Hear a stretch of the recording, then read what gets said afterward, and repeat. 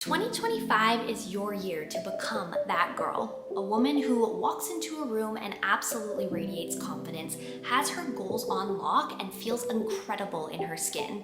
And it's not just about aesthetics and being aesthetically pleasing or the trendy morning routines. It's about stepping into the best version of yourself, ditching the self-doubt, and thriving physically, mentally, and emotionally. It's not about perfection, it is about focusing on progress and what makes you genuinely feel good. If you are tired of feeling overwhelmed and stuck and like you are on the bottom of your priority list in every single decision that you make, it is time to make a change and make 2025 a year that you can actually be proud of and take back some of that control that you maybe have lost over the last couple years. And what I will say is that there are so many videos you can watch about becoming that girl or stepping into your confidence, and all of these videos feel very perfectionist. They feel very, you need to do all of these things every single day without missing, without fail in order to become this person. You need to wake up at 5 a.m. You need to drink lemon water every single morning. You need to do yoga. You need to do all of these sorts of things to become this version of you. And while that's great, that's not you. And so I wanted to take some time to talk about 5 very realistic things you can change today without feeling overwhelmed or feeling like you're doing it all. And it more so aligns with what you actually want in your life and what makes you feel good and proud. So the first thing is your eating habits. A lot of the times, someone cannot stick to a diet or a meal plan because it is so restrictive. I am a firm believer in the 80-20 rule, where 80% of your diet is whole, nutrient-dense foods that fuel your body and help you hit your goals, and then 20% of your diet can be more processed, fun, things that you enjoy. And finding that line of moderation and balance in your life is what is going to help you stick to a diet or a meal plan for the rest of your life. And what I always tell my clients specifically is to look at the 80-20 rule from a calorie perspective.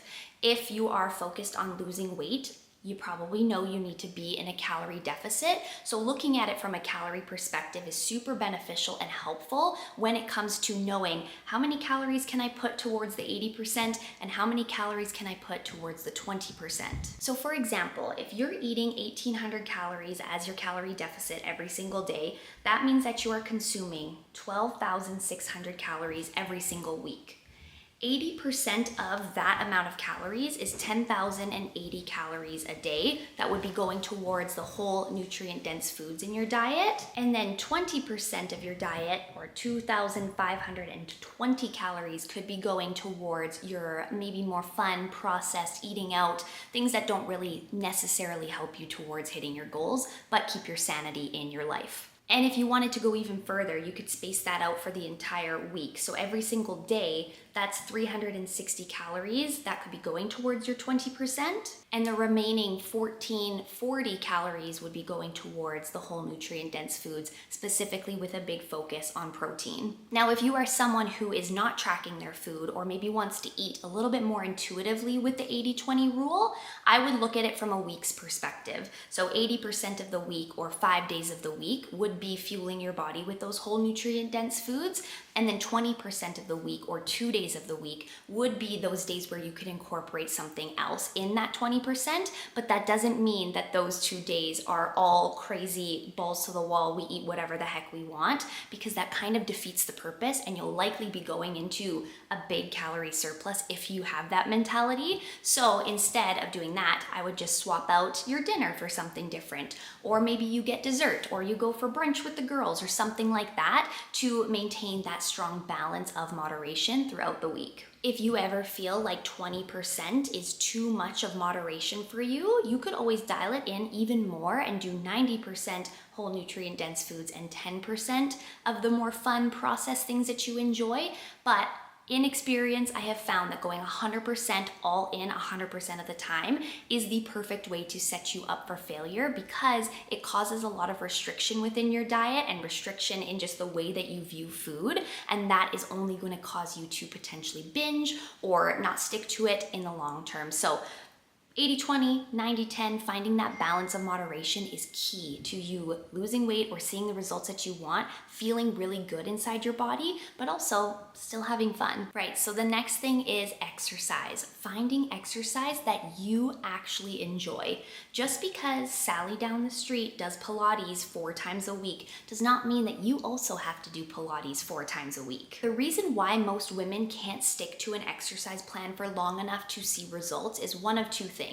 One, they absolutely hate what they're doing, so it's not sustainable because you do it for a couple weeks and you're like, I don't like this, so I'm gonna stop. Or two, they don't have a plan of action when it comes to their exercise, and not having that plan creates this like sheer anxiety, overwhelm, panic of paralysis almost, where it's easier just to do nothing than try to figure it out. You definitely do not have to go to the gym 6 times a week or only do HIIT cardio classes in order to see results. In my personal experience, finding a balance between weight or strength training and a form of cardio that you enjoy is like the perfect little combination of seeing results, feeling good, and being able to stick to it long term, because it doesn't get boring and it doesn't get overwhelming. For example, I absolutely love indoor cycling and spin classes. They are my favorite. I could do it every single day for the rest of my life and not get tired of it. However, when I was only doing spin 4 or 5 times a week without strength training, my body just looked like I didn't work out a day in my life, and I was trying to go for a toned and defined look, which was only gonna happen if I lifted weights. So I started incorporating weight training or strength training 3 times a week, and would still incorporate spin 2 or 3 times a week, depending on the week and what I had time available for. And this not only helped me achieve the physique that I was going for with my body, but it's also just made me feel so strong and powerful, and is so easy for me to maintain because I genuinely enjoy doing it. Okay, number 3. We need to start drinking more than 1 sip of water every single day. I get it. If you're not used to drinking water throughout the day, it can be challenging to remember or to even feel like you want to drink water. I remember when I worked in the restaurant industry, I would go a full 8-hour shift without having any water at all. And it wasn't by not choosing to do it. It was just because my mind was on other things. I was busy. This and that was happening. And the last thing I was thinking about was, oh yeah, I should have some water. Let me tell you how you're gonna get enough water. Number 1, I need you to buy a bottle that is bigger than 250 milliliters of water. We're not carrying around these itty bitty water bottles anymore. It's 2025. No wonder you can't hit your water goal when you have to fill that thing up 15 times throughout the day. Who has time for that? And the second thing, and this is gonna sound a little crazy, is set alarms on your phone. If it's every hour or every couple hours just to remind you to drink some water, you gotta do what you gotta do. And honestly, just having it around is so key. I carry this thing around with me everywhere. It sits on my desk when I'm working. It's 1.18 liters, so I fill this up 1 or 2 times every single day, and that gives me plenty of water to stay hydrated throughout the day. But just having it there on my desk is just a reminder all the time to drink it. I am telling you that not drinking enough water is probably the one thing you could fix today that's gonna help you hit your goals, have clearer skin, have less headaches, less bloating, sleep better, all of the things. And the fourth thing is walking and moving your body. You probably hear this every single day of your life, and everywhere you look. 10,000 steps a day keeps the doctor away. I just made that up. Now, for some people, like servers, teachers, nurses, people who are on their feet for their job all the time, that's actually pretty easy to hit. I remember being a server and hitting 15,000 steps before 5 p.m. because I was on my feet the entire day throughout my 8-hour shift. But now that I work from home and I'm sitting at a desk for 70% of my day, it is a lot more difficult to hit 10,000 steps a day. So that being said, take it slow. Do not expect yourself to hit 10,000 steps tomorrow if you are currently taking 2,000 steps today. If you don't have a tracking watch or a tracking ring, your phone actually does track your steps in the health section of your phone, but you need to have your phone on you at all times in order for it to actually track. So if it's super important to you to be able to track your steps, I would highly recommend investing in something that does so. And if you're someone like me who works from home and has the ability to do so, invest in a walking pad and a standing desk because holy smokes,